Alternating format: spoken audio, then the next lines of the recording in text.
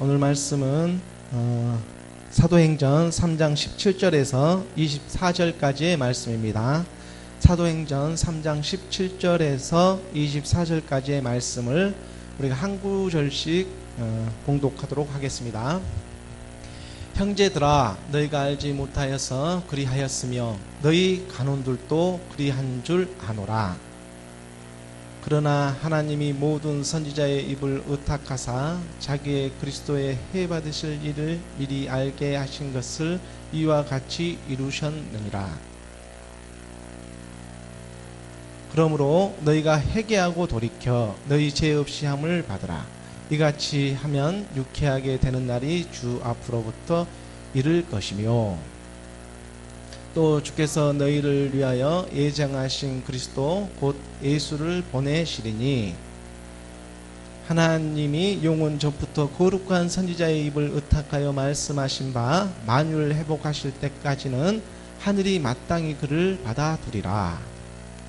모세가 말하되 주 하나님이 너희를 위하여 너희 형제 가운데서 나 같은 선지자 하나를 세울 것이니 너희가 무엇이든지 그 모든 말씀을 들을 것이라. 누구든지 그 선지자의 말을 듣지 아니하는 자는 백성 중에서 멸망받으리라 하였고, 또한 사무엘 때부터 오므로 말한 모든 선지자도 이때를 가리켜 말하였느니라. 지금 말씀이 나오는 것은 개역 한글로 나오고 있습니다. 그래서 또 새롭게 개역 개정하고는 조금 차이가 있는데요. 말씀을 개역 개정으로 이렇게 바꿔서 말씀을 전하도록 하겠습니다. 할렐루야. 오늘은 맥주 감사 주일입니다. 원래 맥주절이란 이스라엘 백성이 가나안 땅에 정착하여 첫 수확한 것을 하나님께 감사로 드리는 그러한 절기입니다.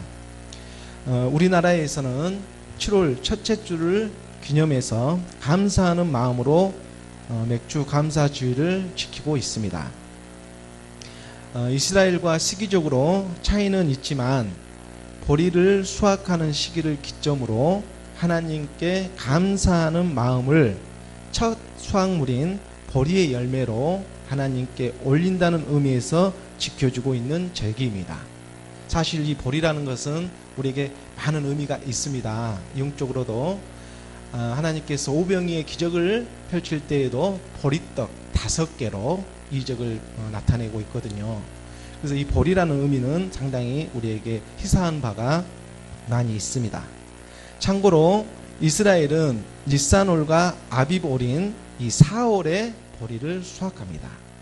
신약 시대에 와서는 오순절과 영적으로 맥락을 같이 하고 있는데, 이는 절기 자체보다 절기가 우리에게 주는 의미가 무엇인지 아는 것이 더 중요할 것입니다. 이스라엘 민족은 애굽 땅에서 약 400년이라는 종살이의 종집을 짓고 40년의 광야 생활을 지나 하나님이 예비해 주신 젖과 꿀이 흐르는 가나안 땅으로 들어가게 됩니다. 그리고 그곳에서 시작한 삶의 첫 수확을 잊지 않고 감사하는 마음으로 하나님께 제사로 드리는 것입니다. 오늘날에는 예배라고 할 수가 있겠죠. 이스라엘 백성에게 자기를 잊지 말고 기념하여 맥주절을 지키라는 하나님의 말씀인 것입니다. 오늘날에도 맥주절을 지키라는 것은 하나님이 우리를 구원하시기 위해 독생자까지도 아끼지 않고 보내주셨다는 것을 잊지 말라는 뜻이 절기 안에 내포되어 있음을 상기하시기 바랍니다. 출애굽기 23장 16절의 말씀입니다. 출애굽기 23장 16절의 말씀에 맥주절을 지키라. 이는 내가 수고하여 밭에 뿌린 것에 첫 열매를 거둠이니라. 수장절을 지키라. 이는 내가 수고하여 이룬 것을 연말에 밭에서부터 거두어 저장함이니라. 이렇게 말씀을 하고 있습니다.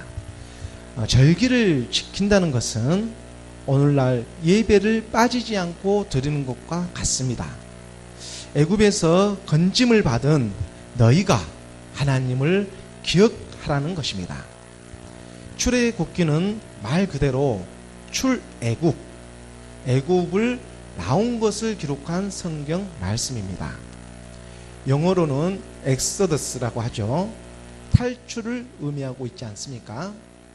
그래서 하나님께서 이스라엘 백성을 당시 애굽이라는 지금의 이집트로부터 탈출을 시킨 그런 역사적인 사실을 기록한 책이 출애굽기입니다. 출애굽을 통해서 하나님은 무엇을 우리에게 가르쳐주고 계십니까?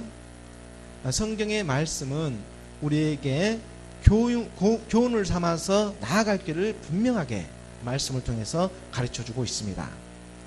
먼저 애굽을 우리는 영적으로 보면 오늘날 세상이라고 볼 수가 있을 것입니다.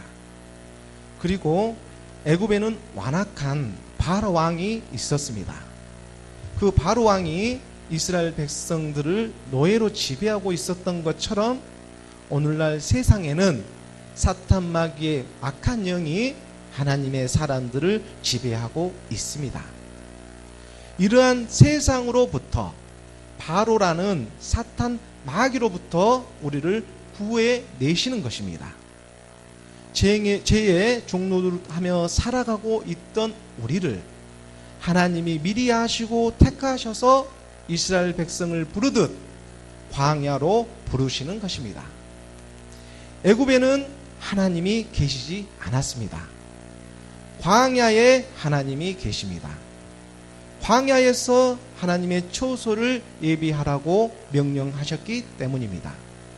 그리고 그 광야에서 하나님은 자기 자녀들을 만나 주시기 시작합니다. 출애굽기 5장 1절의 말씀입니다. 출애굽기 5장 1절의 말씀을 우리가 함께 보도록 하겠습니다. 그 후에 모세와 아론이 바로에게 가서 이르되 이스라엘의 하나님 여호와께서 이렇게 말씀하시기를 내 백성을 보내라. 그러면 그들이 광야에서 내 앞에 절기를 지킬 것이니라 하셨나이다. 광야에서 절기를 지키라고 하나님은 우리에게 명하고 계십니다. 이런 광야는 히브리어로는 미드바르라고 합니다. 미드바르라는 이 히브리어 말씀을 잠깐 우리가 살펴보면 미드바르의 미는 어디에서부터라는 영어의 프롬이란 뜻과 같습니다.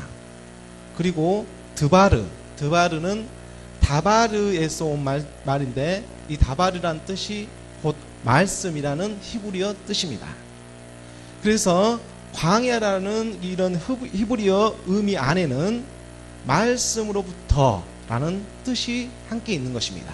그래서 광야를 우리는 말씀을 만나는 곳이라는 의미가 그 히브리어 말씀 안에는 함께 담겨져 있습니다.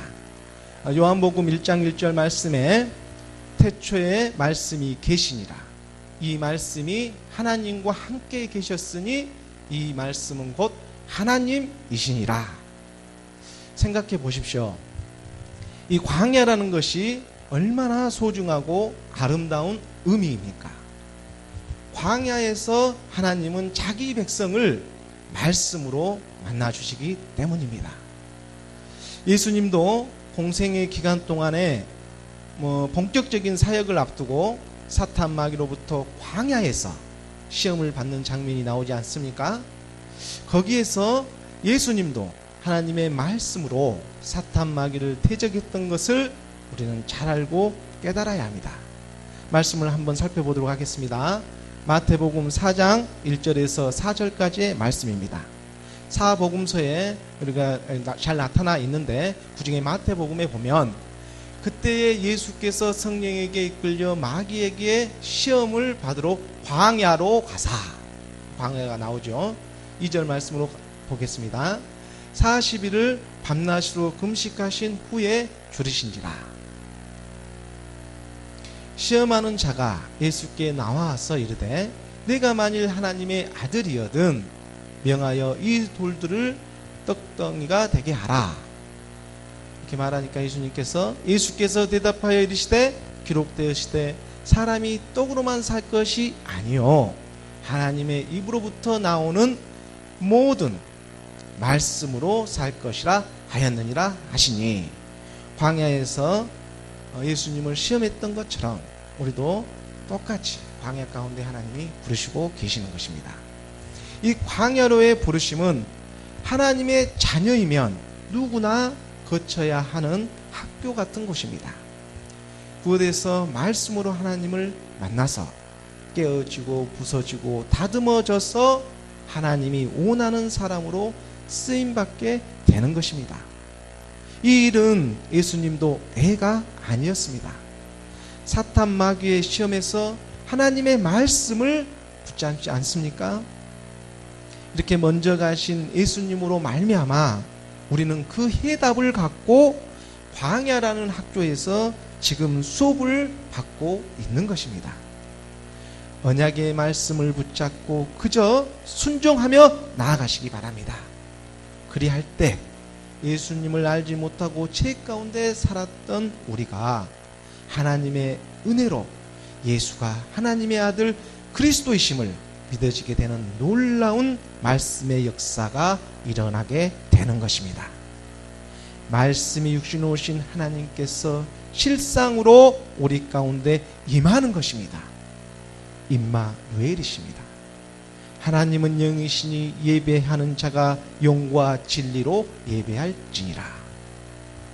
그 놀라운 하나님의 역사가 오늘 예배 가운데 함께 하시기를 예수 그리스도 이름으로 축원드립니다. 하나님과 함께 한다는 것은 이제 더 이상 어떤 특정한 날에 국한되지 않습니다. 사도 시대를 지나 성령이 우리와 함께 하시기 때문입니다. 모든 일을 주께 하듯 우리의 삶이 예배가 되고 예배가 생활이 되는 성령의 영의 시대가 도래하였기 때문입니다. 오늘 말씀 사도행전 3장 17절 말씀을 본격적으로 보도록 하겠습니다.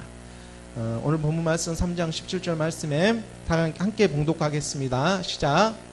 형제들아 너희가 알지 못하여서 그리하였으며 너희 관리들도 그리한 줄 아노라. 오순절 성령이 제자들에게 임하고 놀라운 일들이 지금 예루살렘에서 일어나기 시작합니다. 성전 미문에서는 40년 동안 날 때부터 걷지 못한 안진병이를 일으키는 놀라운 기적이 일어나는 것입니다. 사도행전 3장 6절에 보면 베드로가 이르되 은과 금은 내게 없거니와 내게 있는 이것을 내게 주노니 나사렛 예수 그리스도의 이름으로 일어나 걸으라 하고 예수 그리스도의 이름에 능력이 나타나기 시작합니다. 마치 40년의 광야 생활을 마치고 젖과 꿀이 흐르는 가나안 땅을 여호수아와 함께 들어가는 이스라엘 백성들처럼 40년 동안 날 때부터 걷지 못한 안진병이가 예수 그리스도의 이름으로 일어나게 되었습니다. 참고로 예수라는 이름은 구약에서는 여호수아나 호세아로 불리어졌습니다. 구원자, 구출자라는 이름의 뜻을 가지고 있는데 예수와 이름이 같은 것은 우연이 아닐 것입니다. 광야에서 만나 주신 주님, 그 주님을 너희가 알아보지 못하였다고. 사도행전 3장 17절 말씀을 다시 한번 보도록 하겠습니다. 형제들아 너희가 알지 못하여서 그리하였으며 너희 관리들도 그리한 줄 아노라. 베드로 사도는 예수가 그리스도이심을 알아보지 못한 것을 일반인들에게 지금 말하고 있는 것이 아닙니다. 하나님을 믿는다고 하는 형제들에게 말하고 있습니다. 그렇기 때문에 형제들아 하고 말하고 있는 것입니다.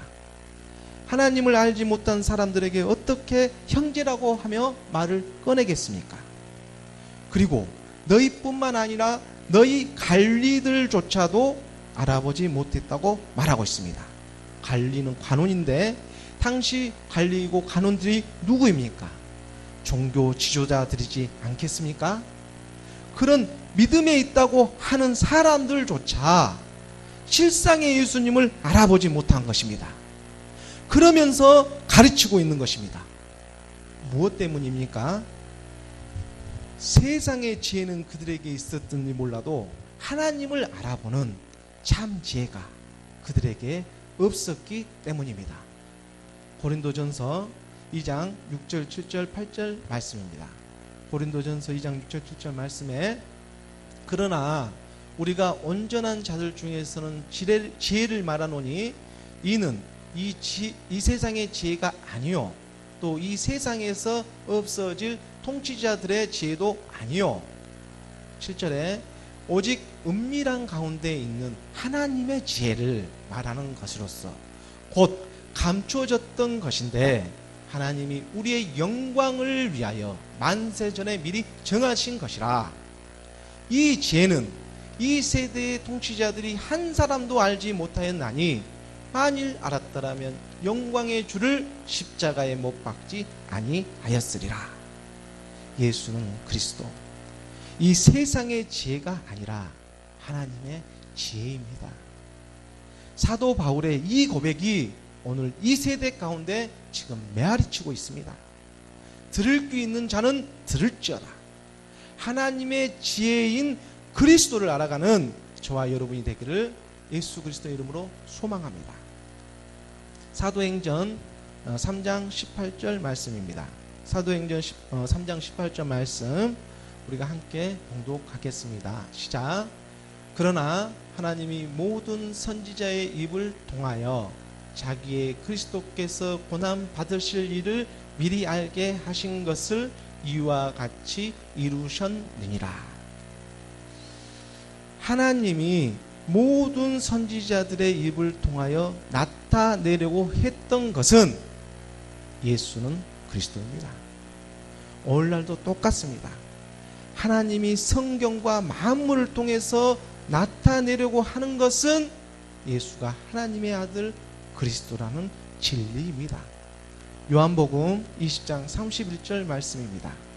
요한복음 20장 31절 말씀에 오직 이것을 기록함은 너희로 예수께서 하나님의 아들 그리스도이심을 믿게 하려 하며 또 너희로 믿고 그 이름을 힘입어 생명을 얻게 하려 함이니라. 알파요 오메가이신 하나님께서 우리의 모든 것을 알고 계십니다. 며칠 전에 미국에서는 동성 결혼을 합법적으로 허용하는 법안이 미 연방 대법원에서 5대4로 통과되었다고 합니다. 유럽을 지나 미국에서도 이제 동성 결혼이 합법적인 절차를 받고 있습니다. 이 세상의 끝이 어디로 가고 있는지 시간이 가면 갈수록 분명해지는 것은 우리로 하여금 깨어서 기도하는 데 충분한 조건이 되고 있습니다. 성경에서는 선지자를 통해서 또한 말씀을 통해서 동성연애가 불법이라고 여러 군데에서 정확하게 가르쳐주고 있습니다. 소돔과 고모라 땅을 한번 보십시오. 마지막 불의 심판이 임하기 바로 직전에 성적으로 얼마나 문란하였습니까? 남자가 남자를, 여자가 여자를 영리로 상간하는 일이 빈번하였던 것을 우리는 알 수가 있습니다. 창세기 19장 5절과 24절, 25절 말씀을 보겠습니다. 먼저 창세기 19장 5절 말씀을 보도록 하겠습니다. 롯을 부르고 그에게 이르되 오늘 밤에 내게 온 사람들이 어디 있느냐 이끌어내라. 우리가 그들을 상간하리라. 지금 그 롯에게 찾아오는 하나님의 사자들을 지금 상간하려고 하고 있습니다. 여기서 상간이라는 저 의미는 남색하다는 의미로 동성애의 의미를 가지고 있습니다. 하나님의 사자들이 지금 소돔과 고모라를 멸한다는 소식을 갖고 왔는데 해계는 못할 망정 오히려 남색하려고 상간하려고 하는 것입니다. 이러한 소돔과 고모라를 하나님이 어떻게 하십니까? 19장 24절 25절 말씀입니다. 24절 말씀에 여호와께서 하늘 곧 여호와께로부터 유황과 불을 소돔과 고모라의 피같이 내리사 그 성들과 온 들과 성에 거주하는 모든 백성에게 땅에 난 것을 다 엎어 멸하셨더라. 성경 전체에서 소돔과 고모라는 하나님의 진노를 가장 잘 보여주는 상징이며, 또한 죄와 범법 속에 안주하는 사람들을 향한 강한 경고의 메시지입니다. 당시 소돔과 고모라 사람들은 동성연을 일삼고 있는 그러한 사악한 사람들이 많이 살고 있었습니다. 그런데 오늘날 이와 같은 일이 지금 이 땅에 재현되고 있다는 것입니다. 아니, 오히려 더 나아가 합법적으로 승인되기까지 하고 있다는 사실입니다. 하나님 보시기에 얼마나 기가 막힌 일입니까? 하나님의 창조의 역사를 부정하고 이젠 그 수위를 넘어 하나님을 대적하는 법이 공식적으로 만들어지고 있습니다. 사도행전 3장 18절 말씀을 다시 한번 보시기 바랍니다.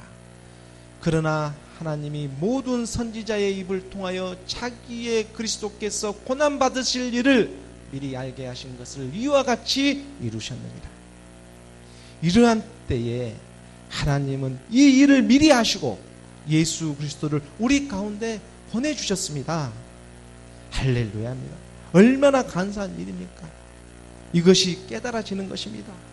진정으로 사람을 사랑하는 분이 누구인지를 알아야 합니다.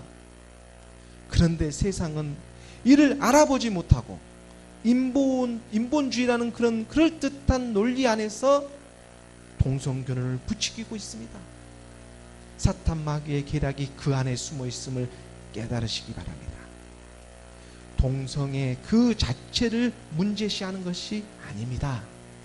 동성애자들도 얼마든지 예수님을 영접하고 회개하며 정상으로 돌아올 수 있기 때문입니다. 동성결혼과 인본주의를 통해서 나타나는 근본적인 문제는 그 마음에 하나님 두기를 싫어한다는 것입니다. 로마서 1장 28절 말씀입니다. 로마서 1장 28절 말씀에 또한 그들이 마음에 하나님 두기를 싫어하며 하나님께서 그들을 그 상실한 마음대로 내버려 두사 합당하지 못한 일을 하게 하셨으니, 동성끼리 좋아할 수 있습니다. 그런데 문제는 그 마음에 하나님 두기를 싫어한다는 것입니다. 이것이 문제입니다. 하나님이 우리 마음 중심에 있는데 어떻게 동성연애를 할 수 있으며 죄를 범할 수 있겠습니까? 하나님을 무시하고 하나님보다 더 위에서 자기가 좋아하는 것을 하고 있는 것에 지나지 않습니다. 이것은 동성애를 넘어선 우상 숭배입니다. 우상 숭배는 하나님의 첫째 계명을 어기는 중대한 죄를 범하고 있는 것입니다. 비단 이 일이 어찌 동성 연애자들에게만 국한되겠습니까? 로마서 1장 29절에서 32절까지의 말씀입니다. 곧 모든 불의, 추악, 탐욕, 악의가 가득한 자요, 시기, 살인, 분쟁, 사기, 악독히 가득한 자요, 수근수근하는 자요, 비방하는 자요, 하나님께서 미워하시는 자요, 능욕하는 자요, 교만한 자요, 자랑하는 자요, 악을 도모하는 자요, 부모를 거역하는 자요, 우매한 자요, 배악하는 자요, 무정한 자요, 무자비한 자라.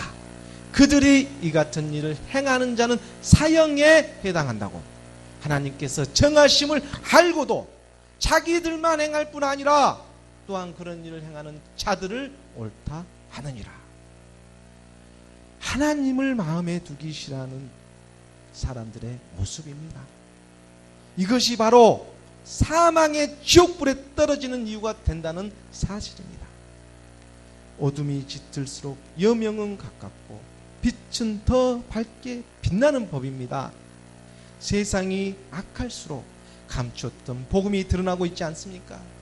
우리의 죄 때문에 그리스도께서 고난을 받으셨습니다. 복음 앞에 회개할 것밖에 없는 죄인임을 우리는 깨달아야 합니다. 회개하고 복음을 믿으시기 바랍니다. 그리고 그분을 의지하십시오. 그리스도께서 모든 것을 이루셨습니다. 오늘 본문 사도행전 3장 19절 말씀입니다. 3장 19절 말씀 우리 함께 봉독하도록 하겠습니다. 시작. 그러므로 너희가 회개하고 돌이켜 너희 죄 없이 함을 받으라. 이같이 하면 새롭게 되는 날이 주 앞으로부터 이를 것이요. 성전에 있는 솔로몬 행각에서 베드로가 이스라엘 형제들에게 다시 한번 회개할 것을 촉구하고 있습니다. 너희가 회개하고, 여기서 사용되는 헬라어 회개하고는 메타노에오는 란 뜻인데요. 헬라어로 메타노에오, 이전 것으로 인해 양심의 가책을 느끼고 마음을 완전히 바꾸는 것을 말합니다. 이게 너희가 회개하고라는 의미입니다. 마음을 바꾸는 것입니다. 이것이 회개입니다. 우리의 감정과 의사나 결의를 바꾸는 것입니다. 우리 마음의 우선순위가 되었던 일상에 살면서 하나님 중심의 삶으로 마음과 행동의 방향을 바꾸는 것입니다. 그리고 또한 베드로 사도는 회개하고 돌이키라고 합니다. 19절 본문을 다시 한번 보시기 바랍니다. 19절 본문을 보시면 돌이켜라는 단어를 우리가 한번 빼고 읽어도 의미가 전달되어지는데 한번 우리가 빼고 한번 봐보죠. 그러므로 너희가 회개하고 너희 죄 없이 함을 받으라. 이같이 하면 새롭게 되는 날이 주 앞으로부터 이를 것이요. 돌이켜를 빼도 의미는 전달이 되는 것처럼 보입니다. 크게 차이가 없이 느껴지지 않습니까? 하지만 성경에서는 하나님의 말씀을 한 자도 더하거나 제하지 말라고 말씀하고 있습니다. 여기서 돌이켜라는 단어는 거듭남의 의미를 가지고 있습니다. 거듭남의 내용물이 회개와 함께 동반됨을 가르쳐주고 있습니다. 거듭남의 내용물이 그 안에 있는 것입니다. 로마서 6장 6절 말씀입니다. 로마서 6장 6절 말씀에 우리가 알거니와 우리의 옛사람이 예수와 함께 십자가에 못 박힌 것은 죄의 몸이 죽어 다시는 우리가 죄에게 종노릇 하지 아니하려 함이니, 우리의 옛사람 사망의 몸 죄의 몸을 예수와 함께 십자가에 못 박아 죄에게 종노릇 하지 말라고 하는 것입니다. 더 이상 죄에게 가지 말고 눈을 들어 주님에게 오라는 것입니다. 턴해야 합니다. 완전히 새롭게 리폼해야 한다는 것입니다. 이런 의미를 돌이켜라는 의미가 가지고 있습니다. 우리 마음의 중심을 주님께 돌리기만 하면 옛 사람의 수견이 벗겨지듯이 새 사람으로 거듭나게 됩니다. 고린도후서 3장 16절 말씀입니다. 고린도후서 3장 16절 말씀에 그러나 언제든지 주께로 돌아가면 그 수견이 벗겨지리라. 오늘 우리가 이렇게 예배 가운데 모이고 말씀 앞에 순종하는 것은 옛 사람의 수건을 벗고 새 사람으로 나아가는 징표가 되고 있음을 감사함으로 구하시기 바랍니다. 주는 영이시니 주의 영이 계신 곳에는 자유가 있습니다. 사도행전 3장 20절 말씀으로 우리가 함께 봉독하겠습니다. 시작. 또 주께서 너희를 위하여 예정하신 그리스도 곧 예수를 보내시리니, 하나님의 자녀들에게 예비하신 성령이 예수 그리스도 이름으로 임하게 됩니다. 하나님의 아들을 알아보지 못한 죄를 깨닫고 회개하며 돌이켜 나아갈 때 성령이 우리 가운데 임하시게 됩니다. 사도행전 2장 38절의 말씀을 한번 봐보십시오. 사도행전 2장 38절 말씀에 베드로가 이르되 너희가 회개하여 각각 예수 그리스도의 이름으로 세례를 받고 제사함을 받으라. 그리하면 성령의 선물을 받으리니, 말씀이 육신을 오신 예수님께서 십자가에 죽으시고 주와 그리스도가 되셨습니다. 그리고 하늘에 오르시어 하나님으로부터 성령을 믿는 자들에게 보내주십니다. 성령이 우리에게 임하시면 권능을 받고 예루살렘과 온 유대와 사마리아 땅끝까지 이르러 내 증인이 되리라 하시니라 말씀하고 계십니다. 예수 그리스도의 증인된 삶을 산다는 것은 새 생명을 얻어 하나님의 형상대로 살아가고 있다는 증거입니다. 우리를 돌아서게 하는 성령에게 주목하십시오. 그분은 우리를 살리시고 계시는 것입니다.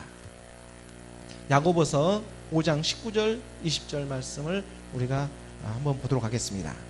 야고보서 5장 19절 20절 말씀에 내 형제들아 너희 중에 미혹되어 진리를 떠난 자를 누가 돌아서게 하면 20절 말씀에 너희가 알 것은 죄인을 미혹된 길에서 돌아서게 하는 자가 그의 영혼을 사망에서 구원할 것이며 허다한 죄를 덮을 것입니다.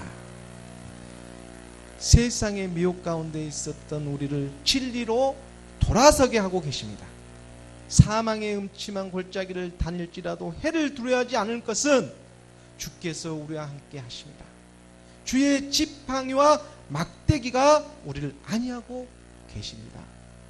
주의 지팡이와 막대기, 십자가의 사랑입니다. 바로 예수 그리스도가 오늘날 이 땅 위에 성령으로 영으로 오셨습니다. 그분을 믿음으로 사망에서 생명으로 구원을 받게 되었습니다.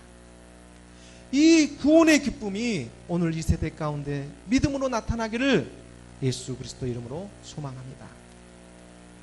사도행전 3장 21절 말씀입니다. 사도행전 3장 21절 말씀 우리가 함께 봉독하겠습니다. 시작.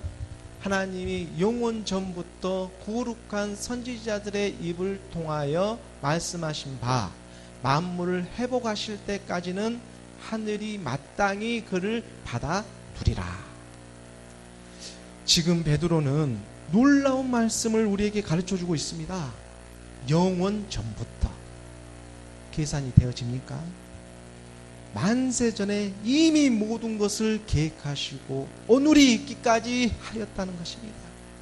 그리고 하나님께서 선지자들의 입을 통해 말씀하신 것 같이 만물의 질서가 다시 회복될 때까지 예수는 하늘에 계셔서 보이지 않을 것이라고 알려주고 있습니다. 그리고 우리가 돌이키는 것을 기다리고 계십니다. 로마서 8장 18절 19절 말씀입니다. 로마서 8장 18절과 19절의 말씀에 생각하건대 현재의 고난은 장차 우리에게 나타날 영광과 비교할 수 없도다. 19절 말씀에 피조물이 고대하는 바는 하나님의 아들들이 나타나는 것이니 세상이 험악해지고 악해지면 악해질수록 하늘의 질서는 바로 잡아가고 있다는 사실을 깨달으시기 바랍니다. 성경은 때론 역설적으로 말씀을 가르쳐 줄 때가 있습니다. 어둠이 있어 빛이 임하게 되는 것처럼 천지 창조는 저녁이 되고 아침이 되니 하루가 되었다고 가르쳐 주고 있습니다. 창세기부터 요한계시록까지 성경은 세상의 끝을 분명하게 드러내고 있습니다. 이 어둠의 터널은 반드시 지나갑니다. 그리고 마지막 날 심판의 때에 주님의 영광이 하나님의 아들들과 함께 나타나기 시작하는 것입니다. 예수 그리스도의 복음이 만방에 알려주고 있지 않습니까? 앞으로 20년 정도가 지나면 세계 모든 종족 약 17,000여 종족에게 복음이 다 전파된다고 지금 예측하고 있습니다. 마태복음 24장 14절 말씀입니다. 마태복음 24장 14절 말씀에 이 천국 복음이 모든 민족에게 증언되기 위하여 온 세상에 전파되리니 그제야 끝이 오리라. 만세전에 하나님이 계획하신 하나님의 시간표가 있습니다. 그 시간표에 우리가 맞춰가는 것이지 우리 시간표에 하나님이 맞춰가는 것이 아닙니다. 하염없이 하나님이 기다릴 것이라고 착각하고 살아가는 것은 그런 어리석은 사람이 너무나 많습니다. 그저 교회에 다니기만 하면 구원받을 것이라고 착각하고 죄 가운데 살아가는 사람이 너무나 많다는 것입니다. 어서 빨리 회개하고 돌이켜야 합니다. 직분이 구원을 주는 것이 아닙니다. 봉사와 헌신이 또한 구원을 보장하는 것이 아닙니다. 헌금을 많이 한다고 해서 11조를 한다고 해서 구원을 받는 것이 아닙니다. 믿음의 행함을 통해서 구원을 받는 것이지 어떠한 율법의 행위를 통해서 구원을 받는 것이 아닙니다. 세상에 속지 마십시오. 율법에 속지 마십시오. 옛사람인 사망의 몸, 죄의 몸을 그리스도와 함께 십자가에 못 박고 새 사람으로 거듭나야 합니다. 그렇지 아니하면 예수 그리스도와 상관이 없기 때문입니다. 우리 주님이 십자가로 가셨습니다. 예수님이 십자가에서 대체 무엇을 하신 것입니까? 우리의 죄를 없이 하신 것입니다. 우리의 죄를 도말하기 위해서 십자가로 가신 것입니다. 그런데 어찌 우리 가운데 죄가 거할 수 있겠습니까? 그럴 수 없습니다. 세상에 미혹되어 그리스도인 이 형제를 사랑하는 것이 아니라 그만 죄를 사랑하고 있습니다. 그리고 그것이 무엇인지도 모르고 살아가고 있다는 것입니다. 요한일서 3장 9절 10절의 말씀입니다. 요한일서 3장 9절 10절 말씀에 하나님께로부터 난 자마다 죄를 짓지 아니하나니 이는 하나님의 씨가 그의 속에 거하며 그도 범죄하지 못하는 것은 하나님께로부터 났음이라. 이러므로 하나님의 자녀들과 마귀의 자녀들이 드러나나니 무릇 의를 행하지 아니하는 자나 또는 그 형제를 사랑하지 아니하는 자는 하나님께 속하지 아니하니라. 하나님의 자녀들과 마귀의 자녀들은 천국과 지옥처럼 확실하게 구분되어 있습니다. 예수 그리스도로 말미암아 우리가 하나님의 자녀가 될 수 있었음을 기억하시기 바랍니다. 회개하고 돌이켜 성령이 우리에게 임하면 성령은 우리를 진리로 이끄십니다. 성령이 우리를 비즈니스로 이끄는 것이 아닙니다. 진리를 알지니 진리가 너희를 자유케 하리라. 진리는 다름 아닌 예수는 그리스도입니다. 예수가 생명 그리스도가 되시는 것입니다. 우리의 생명을 살리는 분이십니다. 그것도 영원한 생명입니다. 예수 그리스도로 말미암아 우리의 영이 만세전에 택하신 하나님의 자녀로 회복되어지기를 간절히 소망합니다. 사도행전 3장 22절 말씀입니다. 사도행전 3장 22절 말씀 우리가 함께 봉독하겠습니다. 모세가 말하되 주 하나님이 너희를 위하여 너희 형제 가운데서 나 같은 선지자 하나를 세울 것이니 너희가 무엇이든지 그의 모든 말을 들을 것이라. 나 같은 선지자 하나. 하나님은 한 사람의 예배자를 찾고 계십니다. 지금 베드로 사도는 신명기 18장 15절에 있는 말씀을 인용하면서 이스라엘 백성들에게 모세가 애언했던 것처럼 우리가 기다리고 기다리던 선지자인 메시아가 바로 예수였다는 것을 설명하고 있습니다. 계속해서 23절 말씀을 보도록 하겠습니다. 23절 말씀에 누구든지 그 선지자의 말을 듣지 아니하는 자는 백성 중에서 멸망받으리라 하였고, 이 본문 또한 신명기 18장 19절의 말씀을 베드로 사도는 그대로 인용을 하고 있습니다. 지금 이스라엘 백성들에게 말씀을 전하고 있기 때문입니다. 신명기나 이 구약의 말씀은 이스라엘 백성들이 다 어느 정도는 알고 있었기 때문이죠. 그래서 신명기 18장 19절 말씀을 우리가 한번 보도록 하겠습니다. 신명기에 있는 18장 19절의 말씀을 보면 누구든지 내 이름으로 전하는 내 말을 듣지 아니하는 자는 내게 벌을 받을 것이요. 지금 저기 신명기에 나오는 18장에 나오는 말씀을 베드로 사도가 지금 인용을 하면서 솔로몬 행각에서 이스라엘 백성들에게 말씀을 선포하고 있는 것입니다.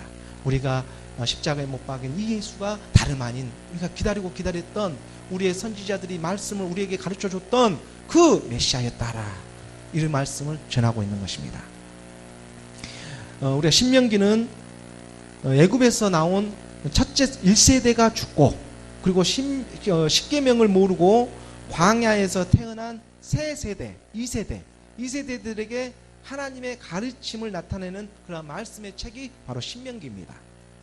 오늘날 우리에게도 마찬가지로 광야에서 부르시고 첫 것을 패하고 둘째 것을 통해서 우리를 양육하고 계신다는 것을 깨달으시기 바랍니다.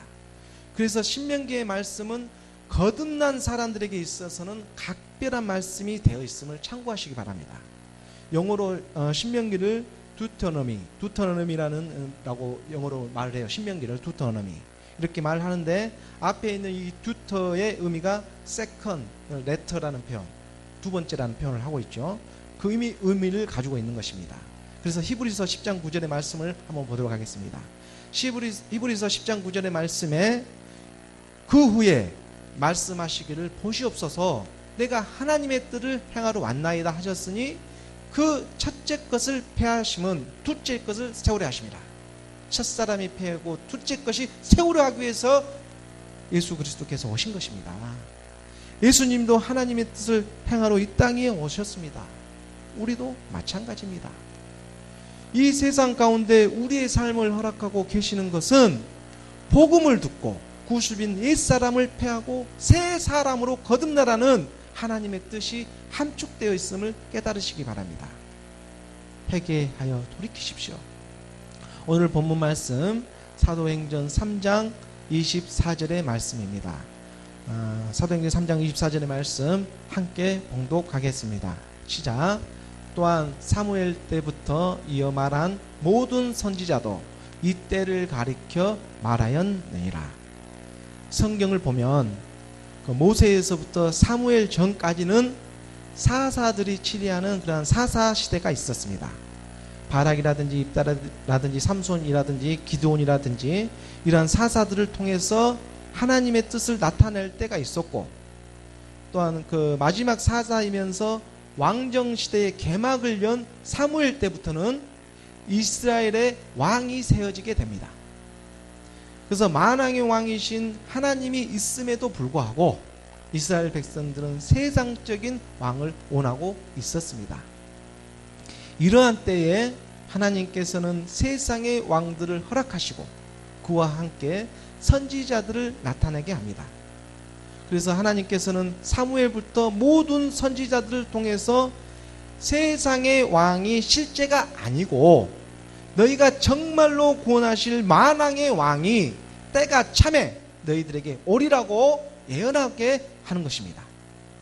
지금 베드로 사도는 이 말을 하고 있는 것입니다. 우리가 십자가에 못 박은 이 예수가 바로 사무엘 때부터 모든 선지자들이 가리키는 메시아 그리스도이시다, 분명히 선포하고 있습니다.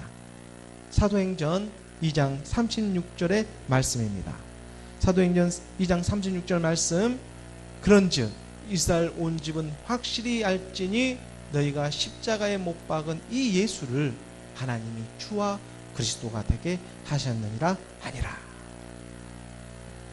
하나님의 나라의 복음이 전파되어지고 있습니다. 하나님의 나라는 예수 그리스도입니다. 세상적으로나 육적으로는 보면은 너무나 미련해 보이고 또 십자가의 죽음이 하나님의 나라가 되고 영원한 생명이 된다는 것을 모르고 있습니다. 이를 위해 예수님이 이 땅에 오셨습니다. 그러므로 베드로 사도는 이스라엘 백성에게 담대히 선포하고 있습니다. 회개하고 돌이켜라. 천국이 너의 것이니로다. 그림자뿐인 이 세상이 다가 아니고 실제적인 생명의 말씀이 임함으로 천국을 소망하라는 것입니다. 말씀이 육신으로 오신 하나님이 예수 그리스도 안에 계시기 때문입니다. 기도하겠습니다.